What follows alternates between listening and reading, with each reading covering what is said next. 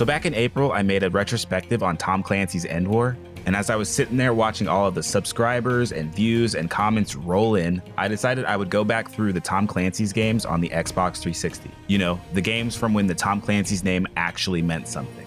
What the hell is even that? Looking at the list, I realized I haven't really played most of the Tom Clancy games. And not sure where to start, I figured why not start with Scott Mitchell and the Ghost Recon series. After all, he is a main character in End War. And thanks to eBay, I was able to get both Advanced Warfighter and Advanced Warfighter 2 for the Xbox 360 for only 15 bucks. Tom Clancy's Ghost Recon Advanced Warfighter, developed by Ubisoft Paris, published by Ubisoft, featuring support for Dolby Digital and rated T for Teen, was released on March 7, 2006, only a few months after the release of the Xbox 360. Over 2.5 million copies were sold within the first 6 months after release. This was an incredibly successful game, and it makes a lot of sense. There really weren't that many modern warfare military shooters on the Xbox 360 at the time.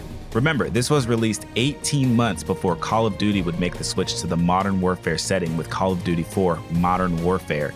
50,000 people used to live here. And in some ways, Advanced Warfighter was a pioneer for the genre.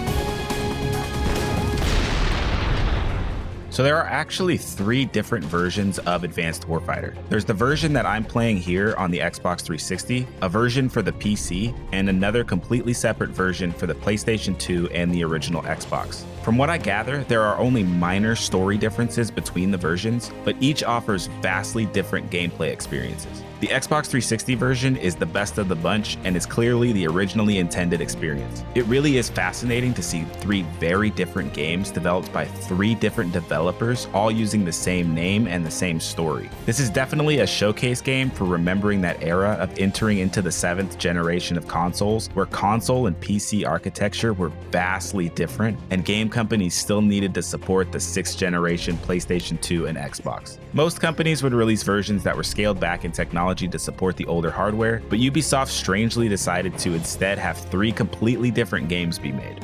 Something like this could never happen again. Instead, regardless of where we play, we can all expect to get the exact same quadruple A experience. Endless trash!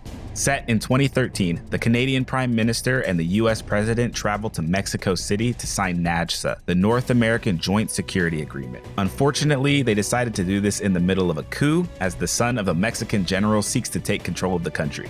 The Ghosts are deployed to Mexico City to extract the Mexican president and the US president after the Canadian Prime Minister is murdered. At the same time this is going on, the leader of the rebel forces shoots down a US spy plane and secures a device that's known as Guardrail 9. Apparently, Guardrail can disrupt wireless communications and it's a real threat, but really it's just a MacGuffin to propel the story forward. You play as Captain Scott Mitchell. Unfortunately, not voiced by Steve Bloom this time. You and your squad of ghosts move through the streets of Mexico to stop the rebels and save the day. You'll escort tanks, command helicopters, and see the US Embassy destroyed as you fight the rebels to complete the mission. The story is told through this little window in the player's HUD rather than through traditional cutscenes. It keeps the player in control, and it does a great job of helping to sell that this is all happening through the eyes and ears of Scott Mitchell. But it also means that you have these very obviously low-budget story beats, animations, and voice actor performances. But let's be honest, we're not here for a gripping emotional story. We're here for a grounded military shooter requiring precise tactics to complete our mission. Advanced Warfighter on the Xbox 360 is a third-person tactical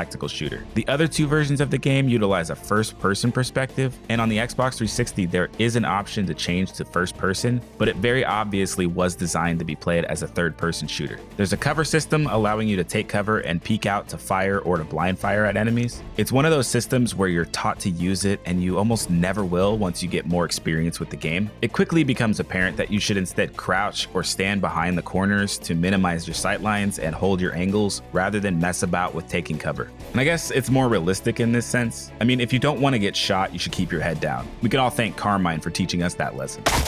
It just feels strange to me that there is a system in the game that's this fleshed out, but it's almost completely useless. I mean, they used a similar thing in Rainbow Six Vegas, but in that game, you're only in third person when you go into cover. And to Advanced Warfighter's credit, in 2006, developers were still trying to figure out how to best implement cover systems and third-person cameras into shooters. We can look back and think of all the games that copied Gears of War's cover system, and there were a lot of them. But Advanced Warfighter was released about 6 months before Gears of War. It didn't have the lessons learned from Gears of War in its development process. Later on in the game, there is a gun available with a camera attached to allow you to aim down sights and fire around corners without exposing yourself. To balance this out though, the game doesn't let you use semi-automatic fire, so you're stuck with the recoil that comes from the automatic fire mode. And this is probably the best time to mention it, but pretty much all of the technology in Advanced Warfighter is based on real-life military tech that was in research and development at the time. The corner shot is a real weapon. The HUD elements on screen are driven by this helmet from the cover, and it's based on the Future Force Warrior program. At certain points in the mission, your objective is to reach a rally point where you can select your AI squad members and your loadout. The options are rather slim. Since this is a military shooter that tries to lean into realism, you can pick off enemies with a single shot. So the best options are rifles like the MR-C that have a single shot mode and a scope. The game also has one of those awful third-person aiming modes where it's impossible to accurately aim your weapon, forcing you to always use a scope unless you want to shoot like a stormtrooper. What are you aiming at? There are rifle options available that include grenade launcher attachments, but those don't have scopes. These are an absolute trap and some of the worst picks you can make. I guess I don't know what I was expecting. I mean, it sounds cool being able to blow up enemies with a grenade launcher, but if you can't shoot an enemy, then you might as well stand around with your thumb up your ass. A major feature in this game is the cross-comm system and the AI squad mates. Throughout the story, there are times where you're given access to a UAV to scout the battlefield, or to various vehicles to help you rain destruction on the enemy. Through this window in the corner of the screen, you can actually see the battlefield from the view of your squad mates or from the vehicles. Using the D-pad allows you to issue orders, but it's really limited. Hitting up issues a go-to or attack order, and hitting down issues a regroup order. Hitting the left bumper also changes your squad mates from recon mode to assault mode, allowing them to go weapons free. I've seen other videos where people praise the AI squad mates. Maybe I just drew the short straw because my squad mates acted like they had a combined IQ in the single digits for the entirety of my playthrough. These guys just constantly stand around or trail behind so far that they're just useless. I usually forget to even issue orders to them so that they always be following me, and they still constantly get caught out in the open. And don't tell me that I should go around telling them where to get into cover. They should have some survival instincts to not stand in the open while they're getting shot. There isn't even much of a need to order them to set up flanking positions on enemies. You're better off just scoping in and taking pot shots yourself. Only in the later missions were the AI squad mates even marginally useful, and that's all thanks to this absolute Giga Chad that runs around with a rocket launcher on his shoulder. There were a few times where he pulled out his rocket launcher just to hit a single rebel soldier. I mean, that's a little excessive, my guy. It's like if you asked me to kill a spider and I pulled out a flamethrower. Actually, you know what? That's an appropriate response. Mac wants the flamethrower. Mac wants the what? I don't usually think about controls when I play games or write reviews, but if I have to think about the controls while I'm playing, it means that the game either did something incredibly good or something incredibly bad. And this leans more on the bad side. Scott Mitchell feels sluggish. There's a sort of wind-up animation whenever you go to start moving, and I bet this is for realism because I'm sure you can't just hit an all-out sprint from standstill while you're wearing 60 pounds of equipment strapped to your chest and legs. Reload is also on the A button. Let me say that again. Reload is on the A button. I think by 2006, we'd all agreed that reload belongs on X or on a bumper if you're so inclined. But A? Even when I was about 10 hours into the game on the final mission, I was finding myself accidentally turning on my night vision goggles by hitting the X button when I was trying to reload. Switching to a sidearm is a chore. If you hit the B button, it switches to your grenades. Instead, you need to hold B, then use the D-pad to navigate this menu to the sidearm. When you hit B again, it will remember your choice. So if you recently used your sidearm, but you now want to use your grenades, you'll need to hold B and use the menu again. And for some reason, all of the cover and interaction options are on the Y button. You want to climb over that wall? Hit Y. Want to place C4 for the objective? Hit Y. Do you want to exit cover? Hit Y. Sometimes the game lets you pull your joystick down to exit cover, but it's pretty inconsistent. I often get stuck on cover because I forget that I have to press Y to exit cover.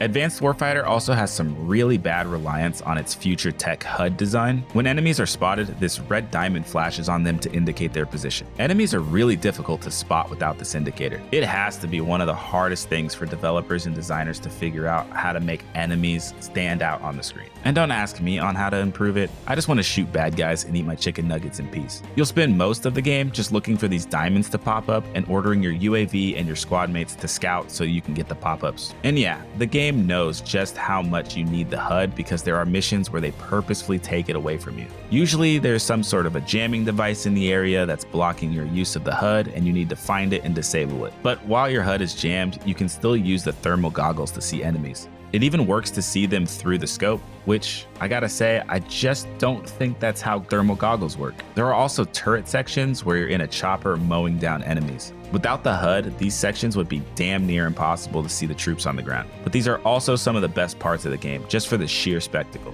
It cracks me up thinking that these are the ghosts just firing thousands of rounds indiscriminately into Mexico City. It's not exactly a covert operation with this level of destruction. Now, I know it sounds like I just shit on the game for the better part of this video, but honestly, this is some of the most fun I've had playing a game in quite some time. There's something about the over-the-top Michael Bay-like story and the sheer spectacle of it all that just hooked me in. By the end of the game, I was locked in on making sure I was checking every corner for hostiles. Even with all the absolute jank and the awful squad mates, this game kicks ass. I think the jank actually makes me appreciate it more because it wasn't just a boring by the numbers experience. I just flat out enjoyed my time with Advanced Warfighter more than I was expecting I would. And it certainly helped that Hume here was rocketing people in the face like this was Halo. Overall, this is just a damn good game and it holds up so well even in spite of my many complaints. Even the graphics hold up remarkably well for a game that is 18 years old. All of the footage you've been watching was recorded on my Xbox 360 Slim model, not the upscaled versions for the Xbox One or the Series X. I bet the game looks pretty good on those since you can run it at its native 4K resolution, but you don't need to.